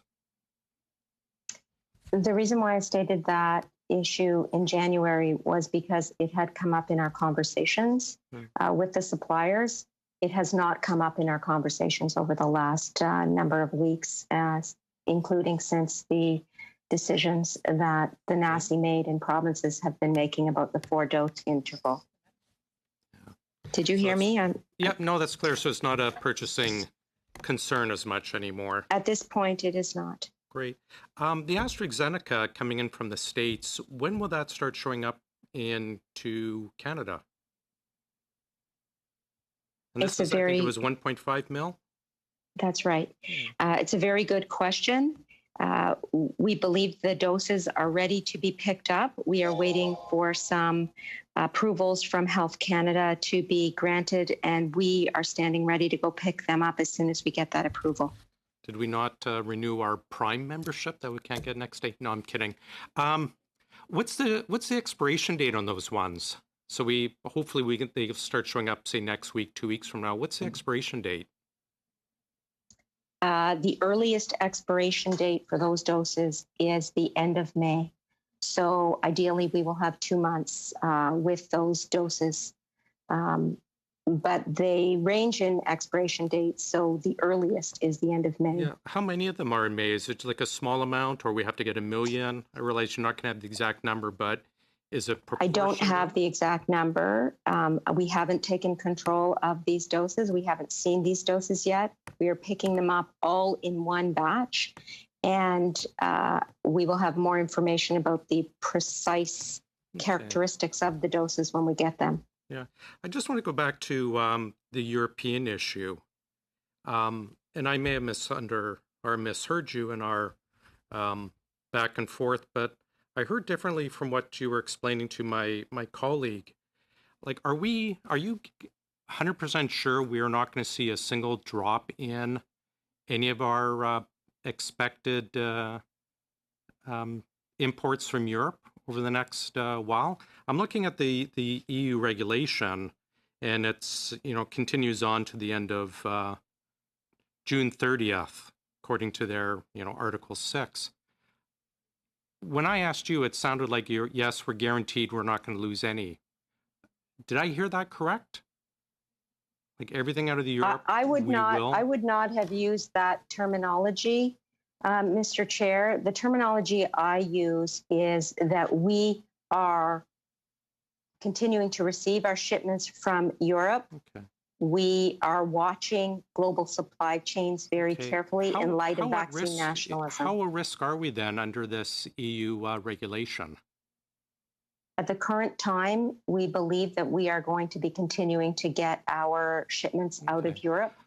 And we are seeking additional assurances that that is the case. What's that belief based on? When you say additional assurances, I mean, is it in writing? Like, do we have in writing that it's confirmed? Is it a work in progress? Like, where are we with that? My role is to negotiate with our suppliers. Our suppliers are telling us that the shipments to Canada are continuing to flow. Doses are continuing to flow into the country. And we are going to continue to work with our suppliers so that remains the case. Right. Doses are continuing to flow, but as we had planned, say a week ago more than before what this we've came planned. out? Okay. Exactly. When did we hear about this EU regulation coming in? It just got, most of us heard about it in the New York Times. When did our government hear about it? Last night. How did Global Affairs not be aware of this? How did they not make you aware of this? Well, that's a question for Global Affairs. Okay. Thank you, Mr. McCauley. Appreciate that. Thank you, Minister. And I'm going to try and stay right on time such that we can get finished right on time. We'll now go to Mr. Weiler for 5 minutes. Thank you, Mr. Chair. Thank you, Minister, for sticking around with us here in light of, especially in light of some of the IT difficulties. But Minister, earlier on, throughout this whole committee meeting, you've discussed at length the amount of PPE and vaccines we've procured for the provinces and territories. And I'm wondering, at what cost to the provinces and territories was this procurement done that was done by your department? Well, that's an interesting question. Thank you for asking it. At the current time, the federal government has continued to provide the PPE, the rapid test kits, the vaccines, and the supplies relating to vaccines to the provinces without charge. That's in addition to the Safe Restart Agreement of $19 billion. Thank you. And earlier, we touched a little bit on the amount of rapid tests that your departments had procured for the provinces and territories. And was this done in response to requests for rapid tests by the provinces and territories? Yes. Many of these rapid tests have in turn been left unused by the provinces and territories right across the country. And many of them, actually a significant portion of them, are now at risk of expiring. And I know in my riding, there are many businesses that have an interest of being able to utilize them in order to protect their workers, prevent the spread of the virus, to mitigate the third wave. And I'm wondering, is there any recourse from the federal government point of view to be able to regain access to these tests, to be able to distribute them to any entity that would be able to put them to use? Well, the point that I would really like to stress is that we procured these tests on behalf of the Public Health Agency of Canada that heard from the provinces that they would need these tests. We've procured 40.5 million rapid tests. We've delivered 23.4 million rapid tests to the provinces and territories, as well as federal entities. And we are going to continue to support the provinces and territories to ensure that Canadians can get through to the end of this pandemic. That's with vaccines, that's with rapid tests, that's with supplies, because this is across the board effort that our government is very committed to. Great. And to your point earlier, you and I think we all know that we're not going to be able to fully defeat this virus until it's defeated everywhere, and that kind of informs our participation in programs like COVAX. And in response to an earlier question, you mentioned that the doses that we have in addition to what will be needed by Canadians will then be distributed to the developing world. And I was hoping you could expand on what that process will look like, if there is some type of formula or criteria for which country we would seek to send those doses to, and if at all that relates to the work that we're already undergoing as part of the COVAX program. So thank you for the question, Mr. Chair. I just want to clarify that my role is to bring the doses into the country. And that's exactly what I'm going to do. Decisions about sharing of doses will be made across government with our Minister of Foreign Affairs, Marc Garneau, with our Minister of International Development, Karina Gould.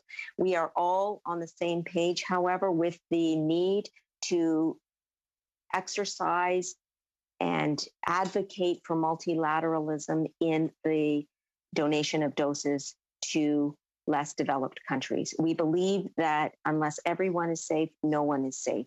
And so while we will be bringing in millions of doses into this country, we will, by the same token, share those doses. That's why we are part of the COVAX facility. That's why our Minister of International Development has a leading governance role in the COVAX facility. We've provided $220 million to the part of the facility that is funding vaccines for the developing world. So we will share extra doses, but at the same time, we're committed to the multilateral pool procurement mechanisms of the COVAX facility. Thank you for that. And maybe just to switch gears here as well, one of the, I know we have an Indigenous entrepreneurship strategy And as part of the departmental results from last year, there was a commitment to better include and better leverage federal procurement opportunities for Indigenous businesses.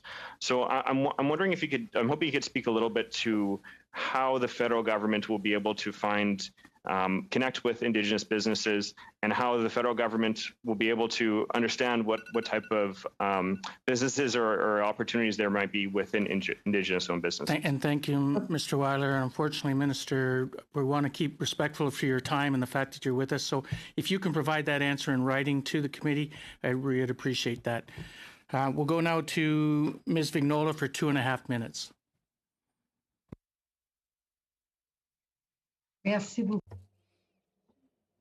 Thank you very much, Mr. Chairman. Minister, sorry, my mic was away from my mouth. Minister, I see that in the legislative expenditures, 380 million fewer, but you've asked for them under vote 1. What explanation is there for that shift?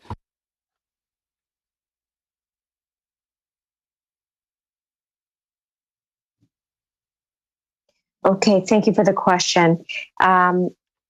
We have made these requests because the Public Health Events of National Concern Payments Act ends on December 31st, 2020, and funds still remain in that envelope to support COVID-19 efforts in PSPC. So those funds are currently under statutory appropriations under the Act. They would fall under Vote 1 funding and allow the department to continue to use the funding. It's essentially emergency funding.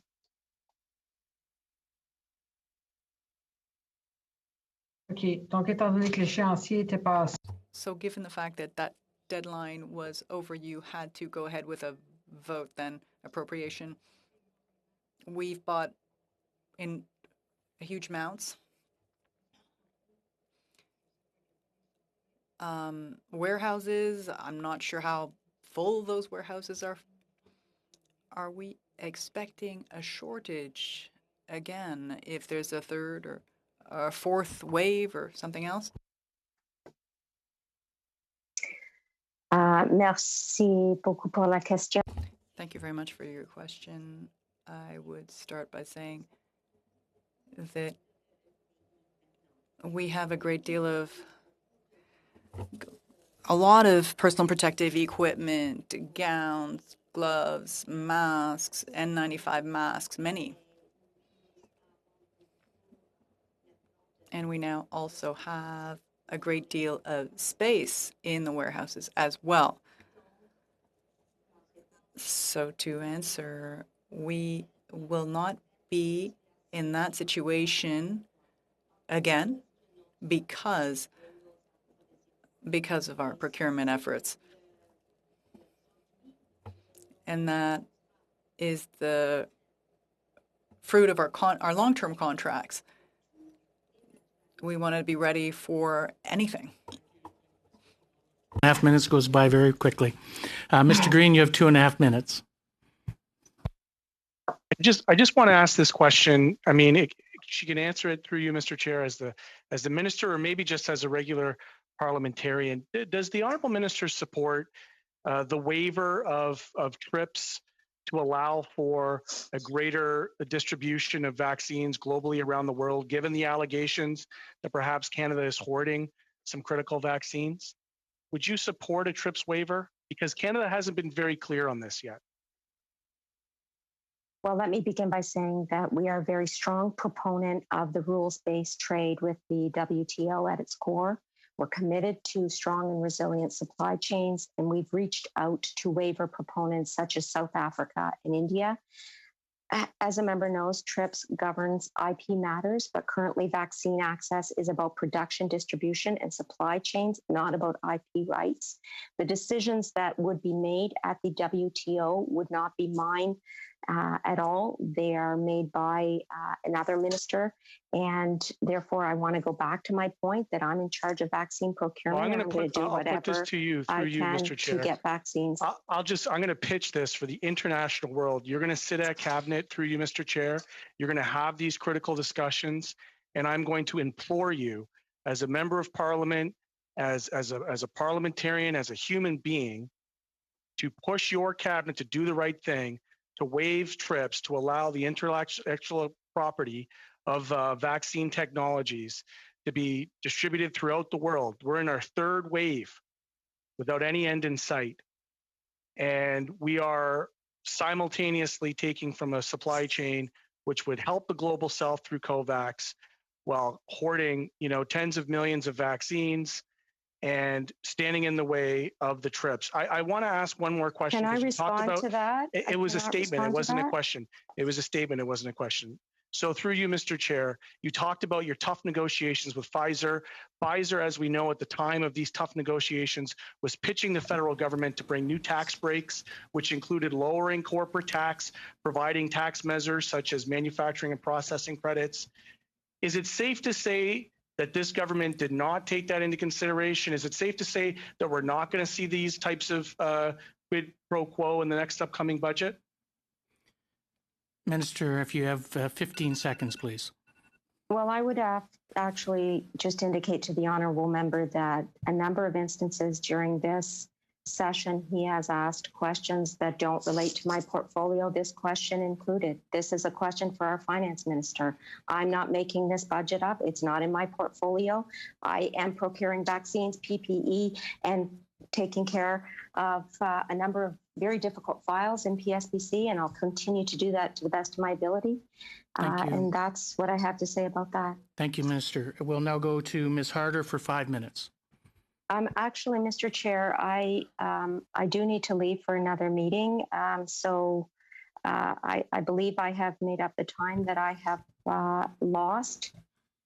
Certainly. Well, Minister, and we appreciate the fact that you came on and actually stayed longer than the 90 minutes that you indicated you would. So we really do appreciate So I just want to thank you so much, Mr. Chair. And as I said, I always enjoy coming to OGGO, and thank you so much for having me here and for those excellent questions. Thank you, Minister. And we have basically just 2 more rounds of questions. So if the officials would stay on for just the next 10 minutes, and then we should be right on time. So we'll go Ms. Harder for 5 minutes. I'm going to pass my time to Mr. McCauley. Okay, sorry. Then we'll go to Mr. McCauley for 5 minutes.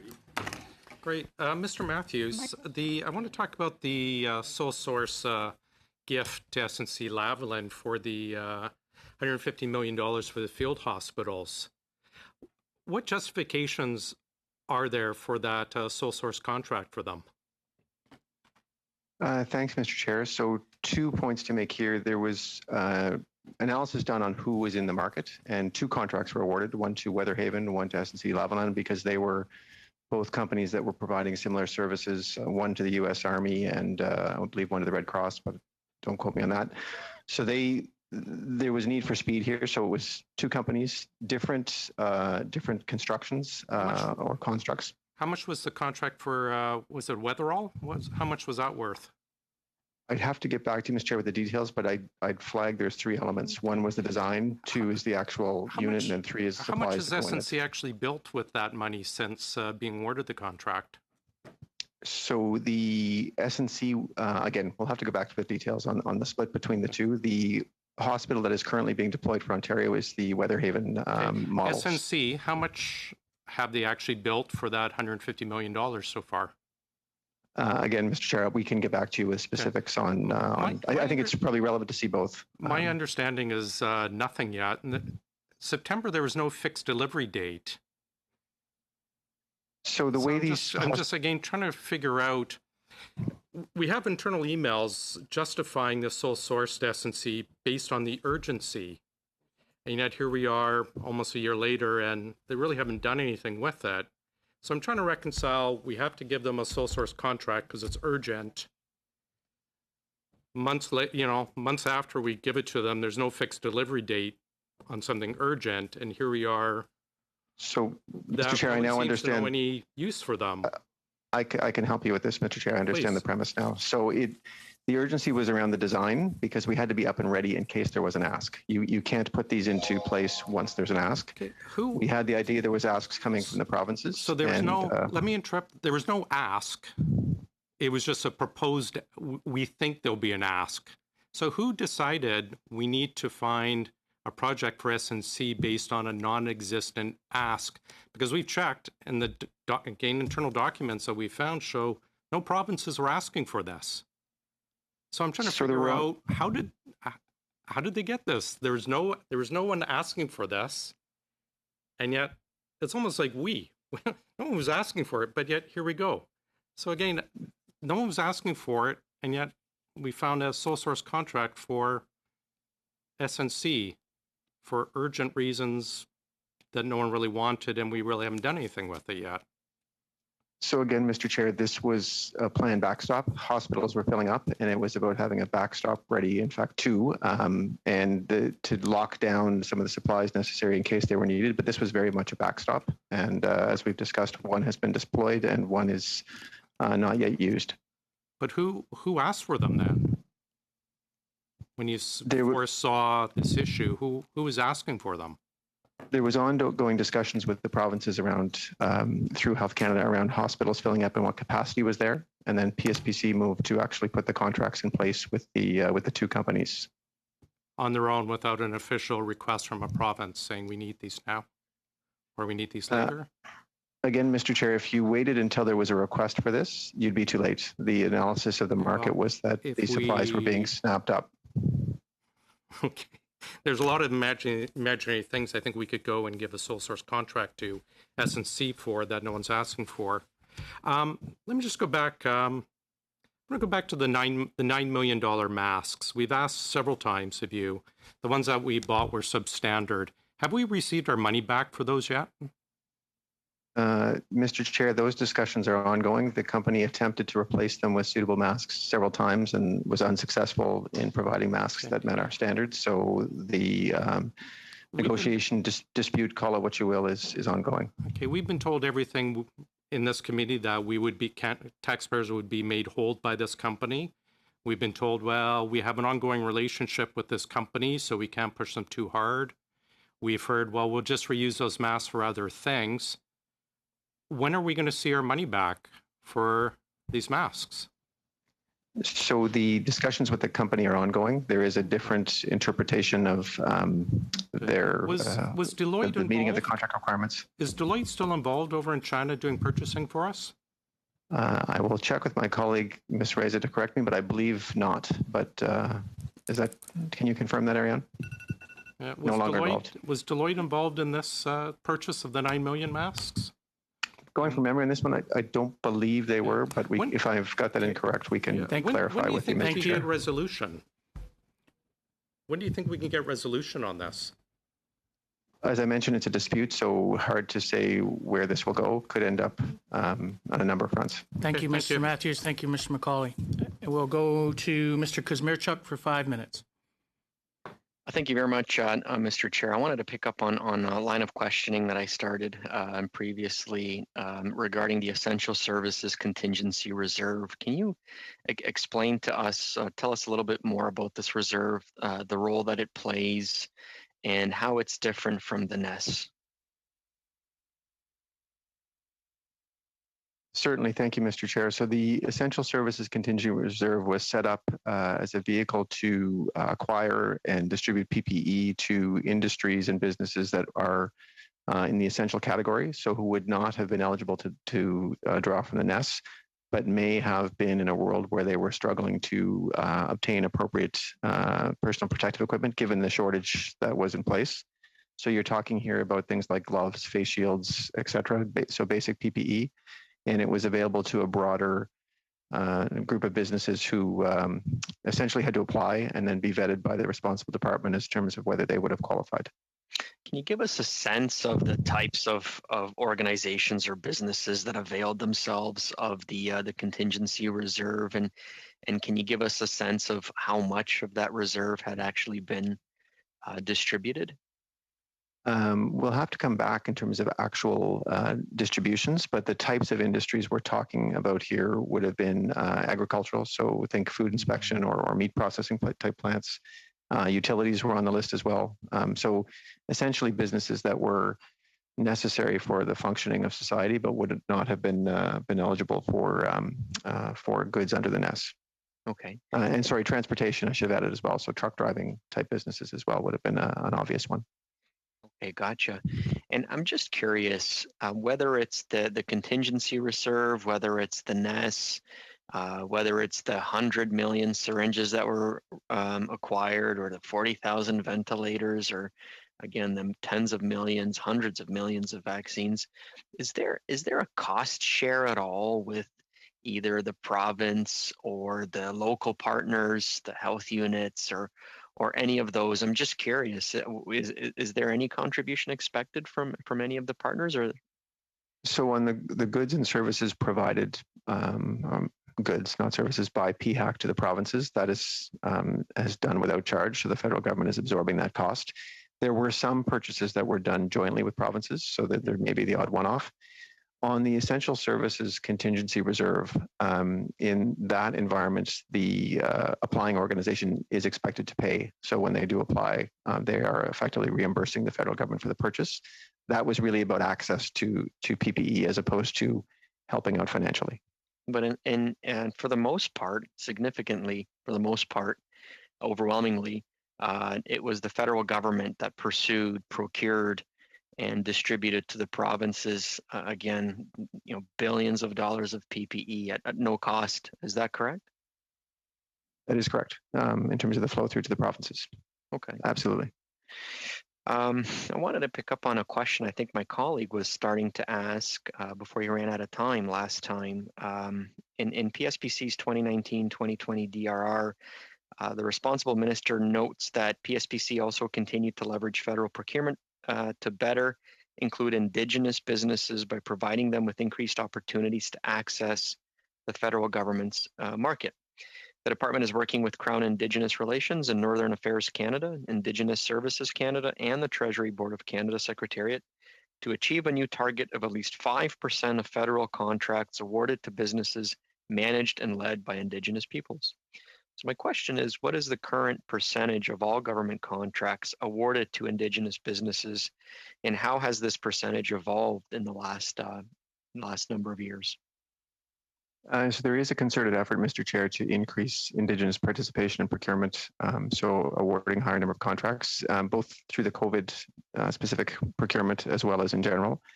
And I may turn to my colleague Lorenzo to finish us off here, if that's okay, Mr. Chair. Thank you, Deputy. In terms of Indigenous procurement, so there's a number of activities that our department is undertaking, both in collaboration with colleagues in other departments, such as Indigenous Services Canada, as well as the Treasury Board of Canada Secretariat, and others. One of the things that I would highlight, for example, is our Office of Small and Medium Enterprises, or OSME for short, which does outreach and engagement activities with small businesses from coast to coast to coast, including putting an increased focus and attention on Indigenous businesses to make sure that Indigenous businesses are aware of the federal government as a potential source for them in terms of contracting. We provide awareness and training services, as well as helping companies understand the federal procurement process, where to find opportunities, and how to bid on those opportunities. And I realize I'm out of time, so that's just one example of some of the activities we're undertaking. Thank you. I much appreciate it, and thank you, Mr. Kazmierczuk, for your questions. I want to thank everybody for participating today, the Minister in particular for giving us the extra time. To Mr. Matthews, Mr. Vandergriff, Ms. Reza, and Mr. Iarachi, I thank you all, and I apologize if I messed up your name again, but I want to thank you all for coming back to us on many occasions, and appreciate and look forward to having you here again. With that said, we are only 2 minutes over time. And I want to thank everybody for bearing with us. And with that, I declare the meeting adjourned. Good night, everybody.